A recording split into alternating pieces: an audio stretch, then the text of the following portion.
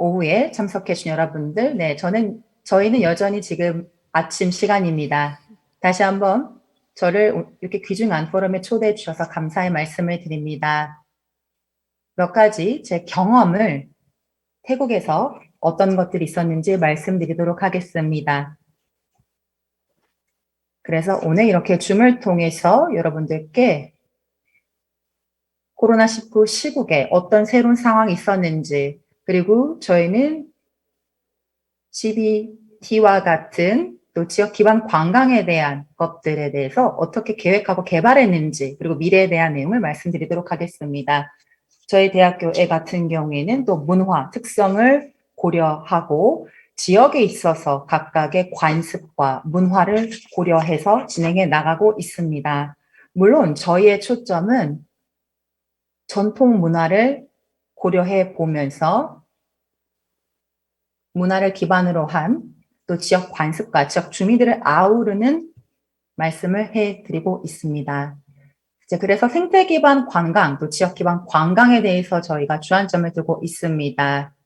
메조 대학교는 태국의 치앙마이에 위치하고 있습니다. 저희는 로드맵을 약 7년 정도부터 시작을 했는데요. 어떻게 하면 생태 문화를 기반으로 해서 관광을 개발해 나갈 수 있는지에 대해서 노력을 하고 있습니다.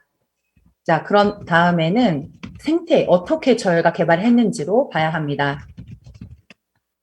뿐만 아니라 커리큘럼 기반으로 해서 관광개발학부가 저희 메조대학교에 있습니다. 그래서 생태 관광에 집중하고자 노력을 하고 있는 거죠. 자, 그렇다면 저희 메조대학교의 순위를 한번 보도록 하겠습니다. 6위를 차지했습니다. 태국에 있어서 차지를 했고요. 또 그린 유니버시티, 즉 친환경 대학교로서 태국에서 6위를 차지했고 웨버 매트릭 부분에서는 전 세계에서 2887위를 차지했습니다. SDG 임팩트 랭킹에 같은 경우에는 전 세계에서 301에서 300위권, 태국에서는 5위를 차지했습니다. SDG 랭킹의 경우에는 태국에서 2위를 차지했습니다. 자, 그러면 제가 말씀드리고 싶은 부분은 다음과 같습니다. 저희 지속 가능한 개발 목표, SDG, 그리고 지역 기반 관광, CBT가 어떻게 구성되어 있는지, 어떤 개발을 우리가 해 나가야 되는지에 대해서 말씀드리도록 하겠습니다. 물론 저희는 총 17개에 달하는 SDG, 지속 가능한 발전 목표에 유념을 해 나가고 있습니다. 그만큼 각각의 요건이 중요한 항목인데요. 이런 목적을 기반으로 해서 진행해 나가고 있습니다. SDG의 지금 현황을 잘 고려해 나가면서 저희 태국에서도 모든 태국에 있는 대학교에서도 SDG 목표를 고려해 나가고 있습니다. 왜냐하면 SDG라는 것은 정말 현재에 굉장히 중요하고 또 미래에도 중요하기 때문에 그렇습니다. 그래서 저희가 계속 가능한 발전이다라는 부분에 있어서 굉장히 중요한 골자이기 때문에 그렇습니다.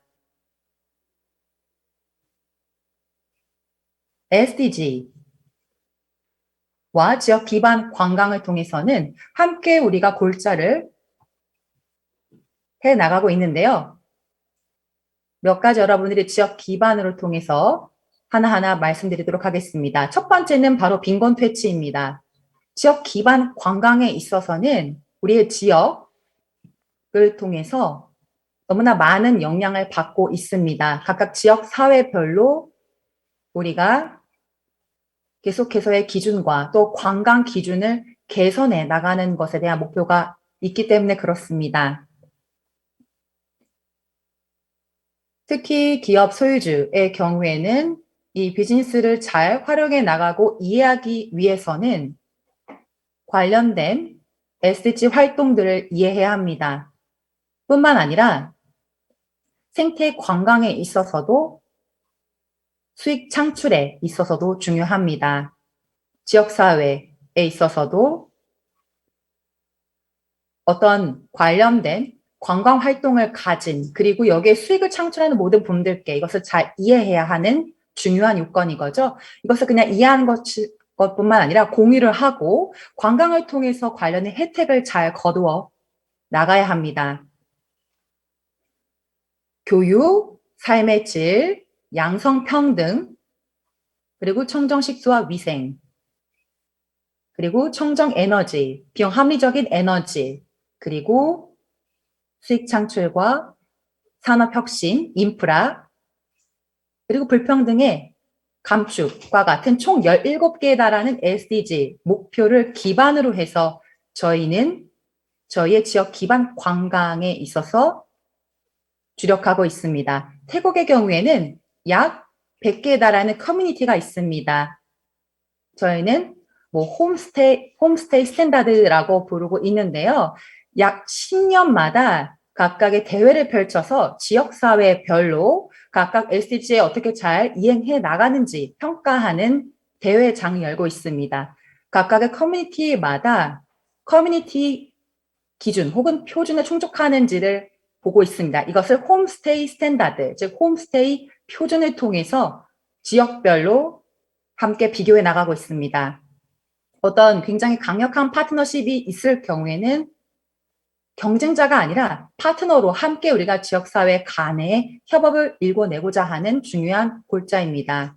그런데 지금 저희가 코로나19 팬데믹 시국이기 때문에 아시겠지만 모든 코로나19로 인해서 많은 영향을 저희가 받았습니다.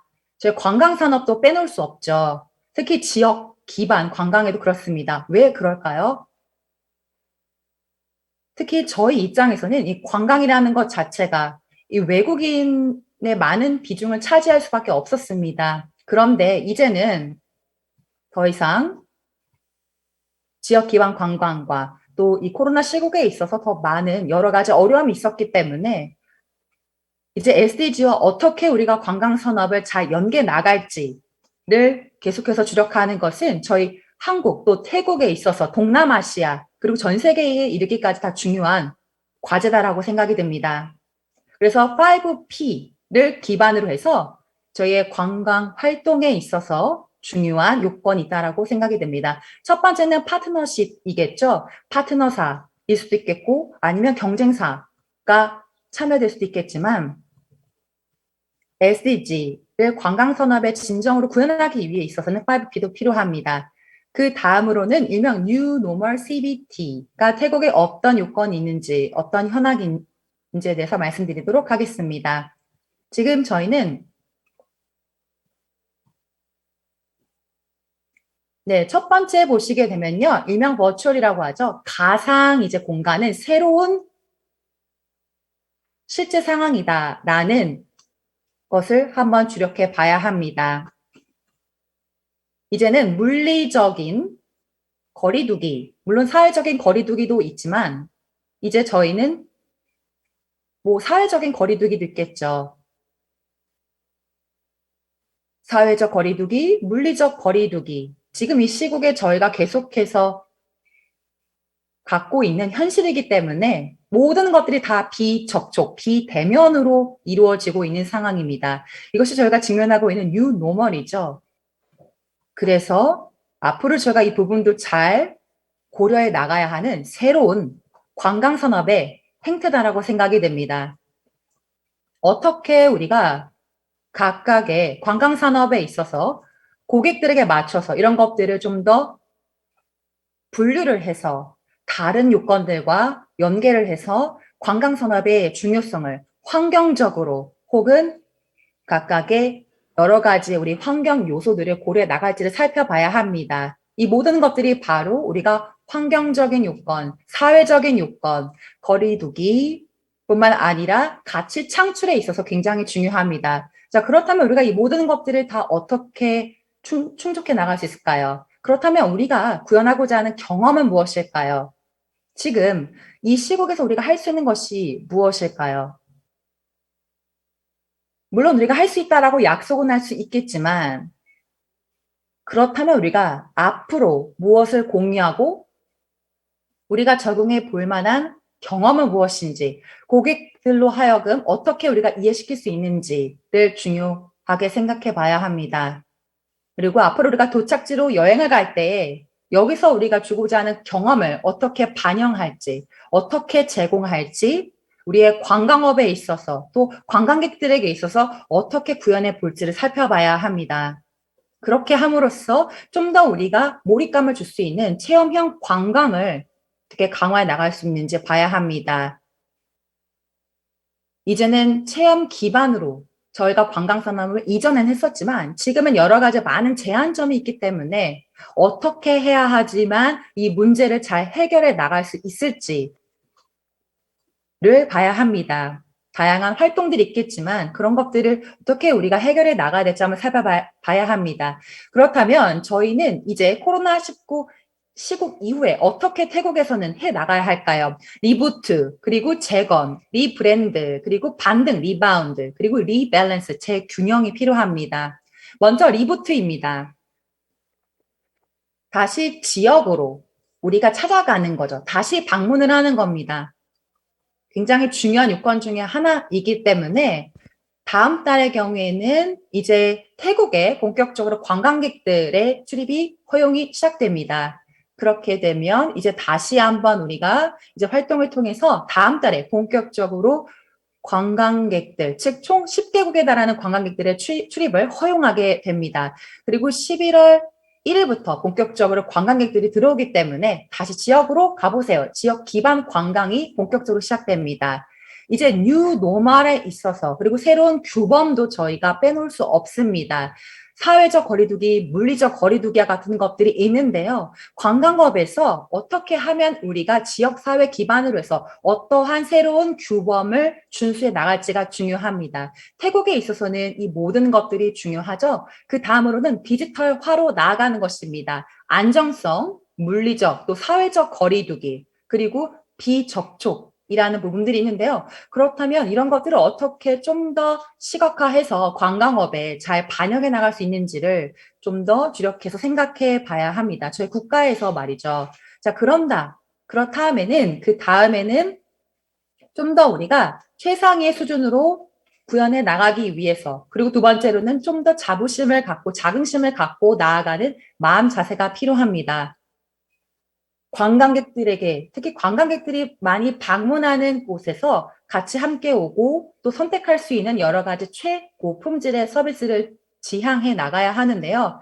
그렇게 하기 위해서는 관광객들에게 있어서 함께 태국 국내 또 이제 외국 관광객들이 태국으로 오는 경우 또 태국에 있는 내국인 관광객들의 경우에게 굉장히 좀 더 최고 품질의 서비스를 지향해 나가야 합니다. 그 다음으로는 하이엔드 부분이 되겠죠. 좀 더 고가의 고비용의 그리고 더 나아가서는 생태 관광과 같은 부분들을 고품질의 메인스트림 관광 산업으로 잘 이바지하는 관광 상품을 통해 필요합니다.